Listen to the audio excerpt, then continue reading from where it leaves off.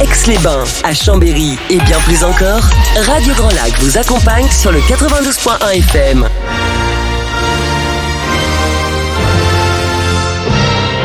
Your English Weekly. Your English Weekly. La chronique 100% en anglais de Radio Grand Lac avec Sinead. Hello everyone and welcome back to Your English Weekly. For those who don't know me, I'm Sinead Dupont from Your English Workshop and I'm hosting our 19th edition today with Anne-Marie. So Your English Weekly, just for a reminder, boosts the English speaking on various subjects varying from job works, associations, people, and of course everyone from the local community with an expression of the week. So today, I hope you're all well, and I want to say just a quick thank you to Stephanie last week from Exam. And before we go on to talk to Anne-Marie today, just a quick hello. Hello, Anne-Marie. Hello. Great, thanks for coming. So Anne-Marie, I'm going to ask you our first little question today about an expression. Do you know what this expression means?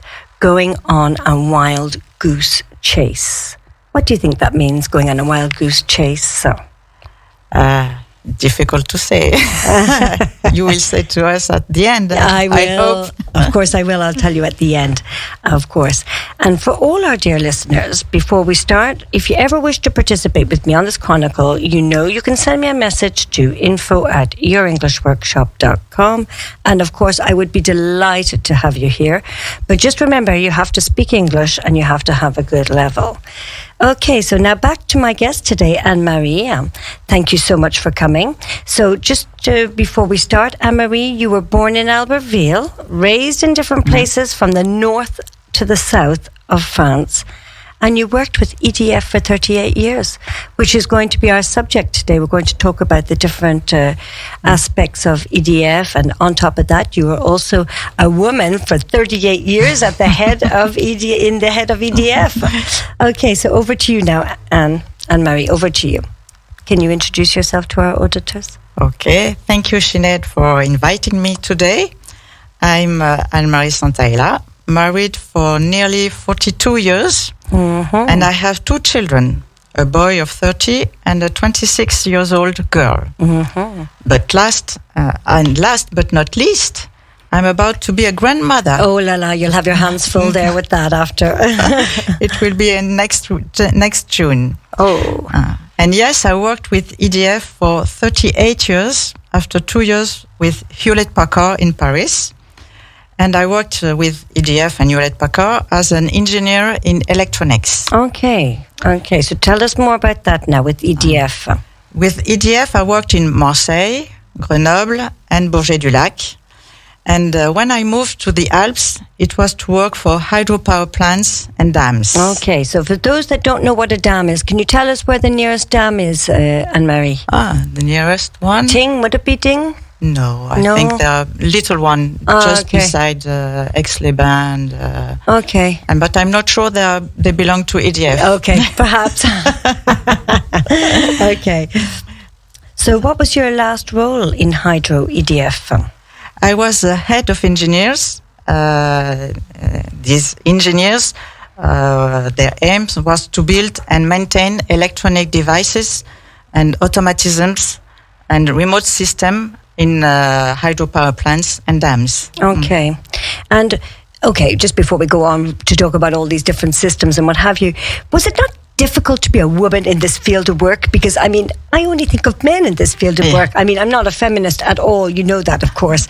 But I'm just thinking, we think of EDF, we think of the guys out there on the electricity, and here you are, a woman in the middle of all of that, going back 40 years ago. There were not so many women in that field. It was a very technical field, so there are not so many women. And sometimes it was difficult to be a woman in this field of work. And it was essential to managing people. Men of certain age or experience didn't like to be given orders by a woman. Oh, goodness. But do you think that they not have a little bit of favoritism as well towards you? Do you not think that they were like the little mother or something like that? No, we won't go that far, but you know what I mean. No, on the contrary, I didn't get any favoritism as a woman. On the contrary, if a man was applying for a job I wanted, and he was skilled enough, of course, for it, I'd have to wait the next turn. Fortunately, when I came to work in Grenoble, I had a perfect boss who trusted me and gave me responsibilities. And I hope I didn't fail him. I'm sure you didn't. I don't think you would. Knowing a little bit about you, Anne-Marie, I don't think you would fail him up at all. Thank you. So what was one of the first forms? Now, we're just going to talk about electricity today. So, of course, we all know that there are different forms of electricity, etc. But what was one of the first forms of producing electricity here in France, Anne-Marie? Because sometimes we don't know these little things. I think it was the hydraulic forces, the hydraulic turbine, at the end of the 19th century. Okay.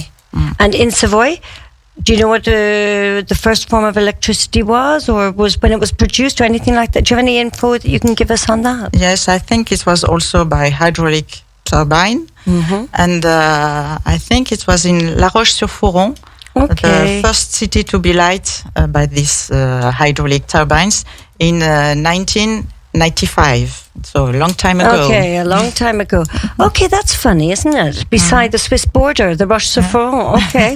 I wonder if the Swiss were looking for our electricity. Maybe. So what do we use here in Savoy as the main means of electricity?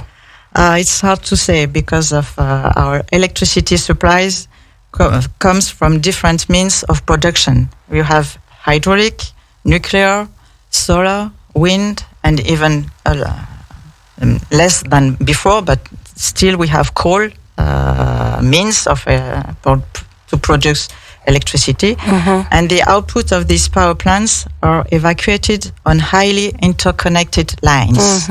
Okay, so what do you mean by highly interconnected lines? Sorry to ask. I mean, I'm just such an ordinary person. I don't know any of these little details. It's okay.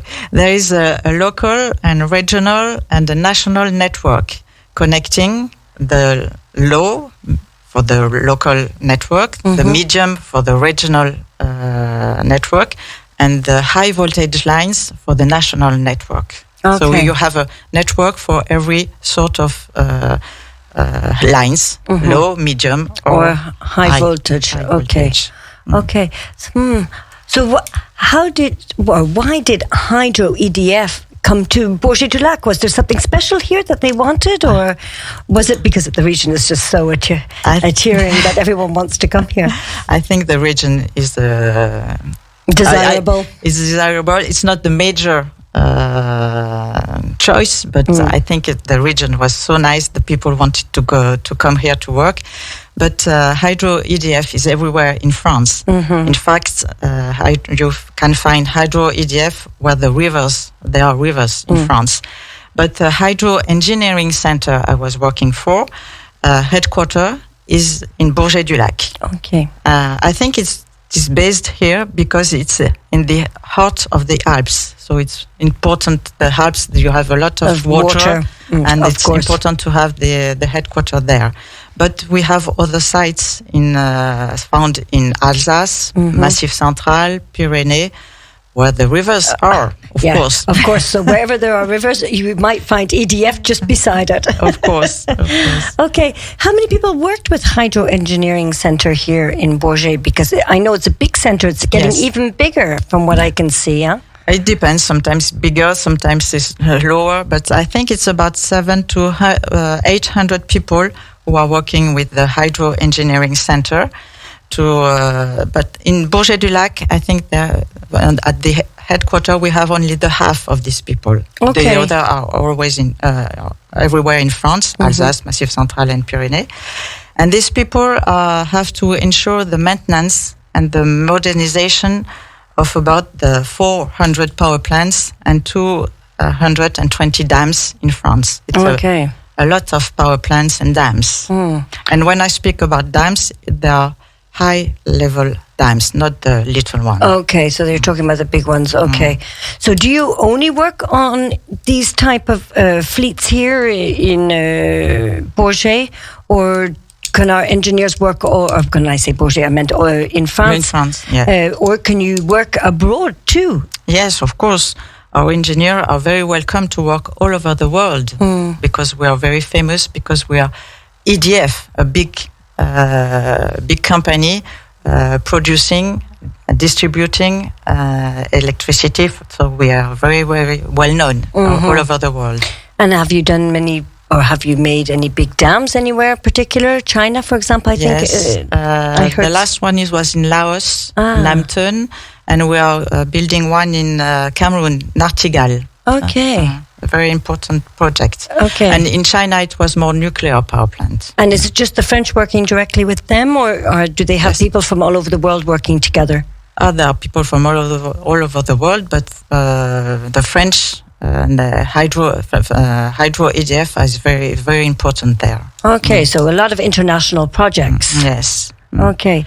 And is that why everybody must speak English? Yes, but not only English. We also have a lot of projects and consulted services where you have to speak Spanish and Portuguese. Oh. Because we have to work in the field of design and studies for the performance and monitoring of power plants. It's not only to build power plants, it's important to make them work better. So the performance and the expertise for diagnosis and the optimization of the power plant. Okay, I see.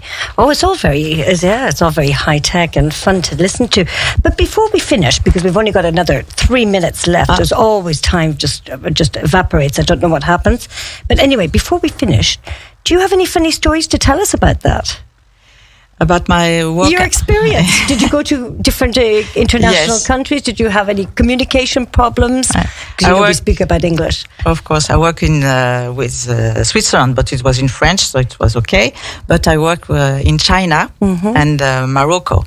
But in China, I have a funny story, if you want to hear it. Okay, if it's not too long, yes, of course. We were working as a consultant to remote control the Yellow Rivers, very famous Yellow Rivers power plant. Okay. And I worked with 4 colleagues, 2 French and 2 Frenchmen and 2 Chinese girls. And we were together all day long from breakfast to dinner. And we had to speak English for the sake of the Chinese girls. Of course, because otherwise they might think you'd be saying something bad about them. But one night, the French people were alone at our hotel, and we continued to speak English, forgetting we could actually speak French together. Oh, that can actually happen, can it? Well, listen, Anne-Marie, it was so good having you here today, because it is so exciting to hear about all these different things that we do in our region, and that's so important to me in this weekly workshop. So that's great. And I know that you are so retired. What do you do when you're retired like this? Like, how can you be retired so young? And then will you not get bored?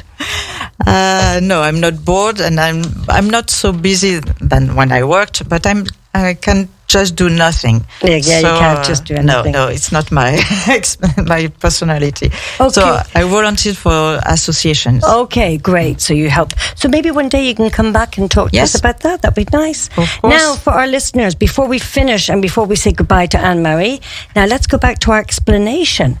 A wild goose chase. So what does that mean? And it is an idiomatic expression representing a useless or a futile search for something you cannot achieve or attain. So sometimes we can go off on a wild goose chase looking for something that we can never get. So great, thank you. So thank you for coming, Anne-Marie. It was lovely to have you here today. Thank you for inviting me, Sinead. Okay, and thank you, Radio Grand Lac at 92.1 for making this show work. And of course, don't hesitate to send your requests. And I won't see you next week. We are not here next week. We will see you in 2 weeks with another story from another local person. Have a great week. Bye for now. Bye to everyone.